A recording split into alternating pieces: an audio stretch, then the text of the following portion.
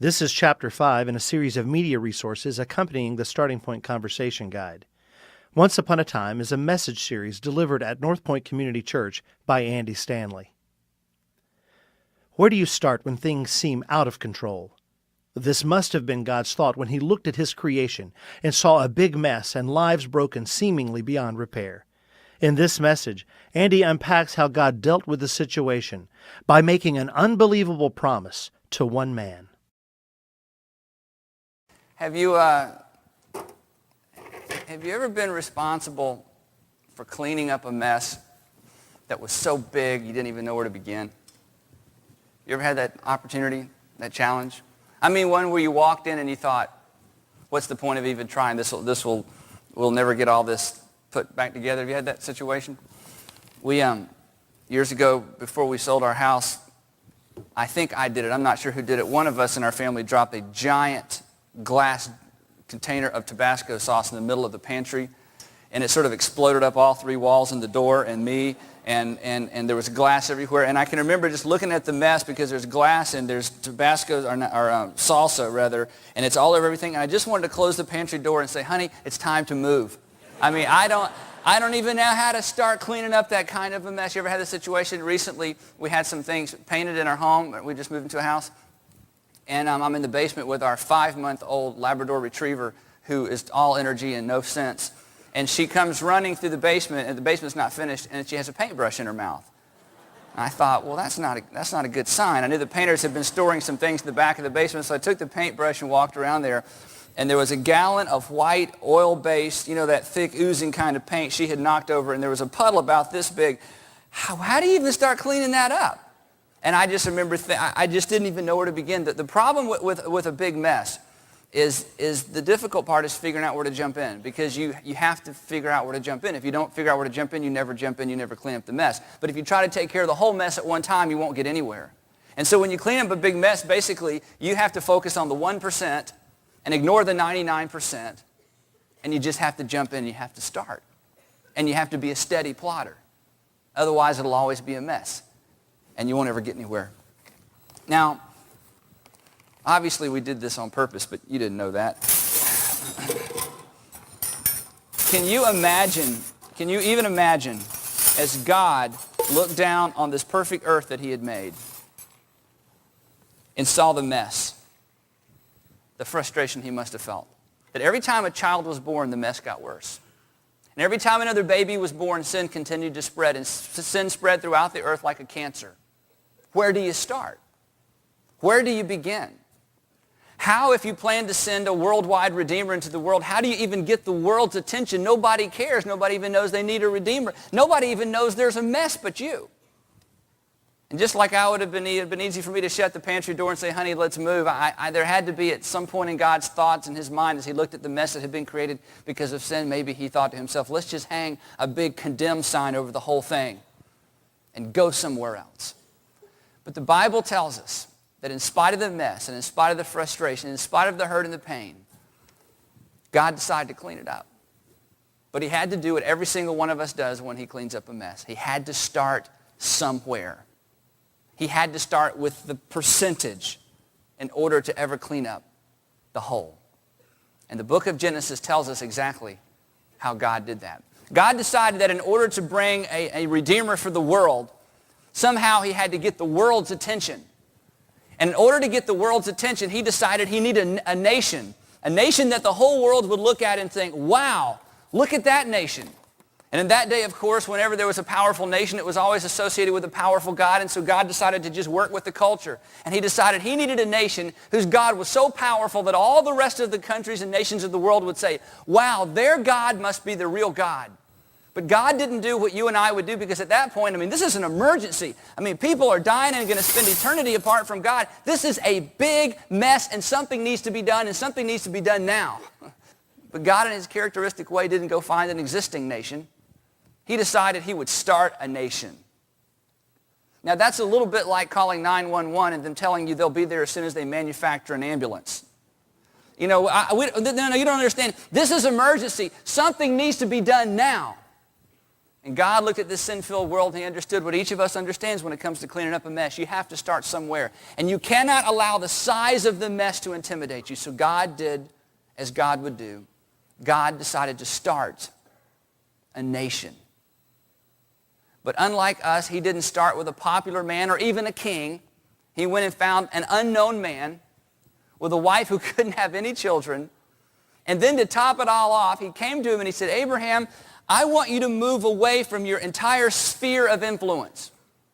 In other words, I want you to go to a place where nobody will know your name. You will be a nobody. You will have absolutely no influence. No kids and no influence. That's how I want to start. Now, isn't that what you would have done? Somebody who doesn't have any children, who probably can't have any children, move him to a place where he has no influence, to start the nation, to influence the world. See, this is one reason I don't think anybody made this story up. I believe it's true. We would not have written the story this way. And yet we learn a lot of wonderful things about God in the story of Abraham. Because God decided, if I'm going to clean up this mess, I have to start somewhere. And we don't know why, but he reached down into this mess. And he said, Abraham, I'm going to start with you. And through you, I'm going to clean up the whole mess. If you have your Bibles, I want you to turn with me this morning to Genesis chapter 11. Genesis 11. Here you go, Andrew. I told my kids, you're going to love the illustration this morning. I said, you just can't eat them until the service is over. Just fill your pockets. Genesis chapter 11. We're going to begin with verse 27. Genesis 11:27. And in the passage today, here's what we find out. That God, as he chooses this one person, he makes Abraham a promise, and then he makes Abraham an example for all of us. So there's not only a promise that we see fulfilled even in our day and age, but we see a relationship that's begun and a model for a relationship that's the model for our relationship with God as well. Let's talk first about the promises. Genesis 11, verse 27. This is the account of Terah. Terah became the father of Abram, who later became Abraham, Nahor and Haran. And Haran became the father of Lot. While his father Terah was still alive, Haran died in Ur of the Chaldeans, in the land of his birth. Abram and Nahor both married. The name of Abram's wife was Sarai, and the name of Nahor's wife was Milcah. She was the daughter of Haran, the father of both Milcah and Ishkah. Now, don't try to figure all that out. The point is, this isn't a fairy tale. These were real people, and this was their genealogy. Now, Sarai, and this is like the big dun-dun-dun-dun point in the story, Sarai was barren. And then to emphasize this, and this is a writing style, they repeat it in a different way. She had no children. Well, duh, you've already said that once. But this is the way that the author, and this is the way that the writer emphasized things by repeating it. She was barren, she had no children. Terah took his son Abraham, his grandson, and his grandson Lot, son of Haran, and his daughter-in-law Sarai, the wife of his son Abram, and together they set out from Ur to the Chaldeans to go to Canaan. But when they came to Haran, they settled there. And Terah lived 205 years, and he died in Haran. And then for some reason we do not know, God focused in on this one lone man, Abram. And here's what he said, chapter 12, verse 1. And the Lord had said to Abram, leave your country. That is, leave everything you know, leave your entire realm of influence, and worse than that, and leave your people and your father's household, and go to the land that I will show you.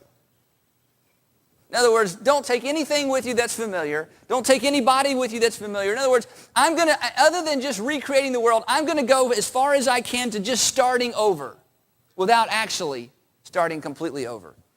And then look what God said to Abraham. And he made him some promises, and he said this, verse 2. And I will make you into a great nation. And I will bless you. And I will make your name great. And you will be a blessing. And I will bless those who bless you. And whoever curses you, I will curse. And to get this. And all peoples on earth will be blessed through you. So Abraham left as the Lord had told him. And Lot went with him, which he should not have. And Abram was 75 years old when he set out. I want us to look real quickly at these three promises. And this is so significant. At the end of this message, I hope I can really point to the significance of this for you, because depending on how you were raised and depending on how you view God, this could be a major, major paradigm shift in your whole understanding of God. Because God shows up at a time, understand this, where he wasn't really saying that much. God shows up at a time where there was no Bible. No one understood anything about God other than there's something here and that's all we know. There were lots of cults, cultic practice, child sacrifice, all kinds of strange religions. But God, the true God, had not spoken, had not revealed himself. There was no written word. People just kind of lived their lives and hoped they could figure it out. And when God finally decided to plop down, he didn't plop down into the life of necessarily the most righteous person, because nobody even knew what righteous was then. He plopped down in the life of a nobody with no potential, and then moved him out of his circle of influence and made him these promises. The first promise he said was this. He said, I'm going to make you into a great nation. I'm just curious, do you know what nation that Abraham eventually became? Does anybody know? Israel, right. Anybody ever heard of Israel? Just heard of Israel? Right, you're right. So just think, 4,000 years ago, God made a promise to a man who knew nobody. He said, I'll make you a great nation. And here we are 4,000 years later, and we're all familiar with that nation. That's interesting. The next he said, I will make your name great. And I'm just curious, before you came in today, how many of you had heard of Abraham before you came today? You'd heard of Abraham? Yeah, most of us had heard of Abraham. Isn't that interesting? 4,000 years ago, God shows up to a nobody and says, I'm going to make your name great. And 4,000 years later, we're talking about him. That's an interesting coincidence. Look at the last one. And all, but before you do that, let me ask you this. You've heard of Abraham. Before you came in, anybody know who Eshcol was? Eshcol? Know the story of Eshcol? Okay, how about Zoar, king of Bela? Anybody know the story of Zoar, king of Bela? Now you laugh, but back in Abraham's days, these were important people. And I can hardly say this one. Shedor Laomer, he was the king of Edom. Anybody know his story?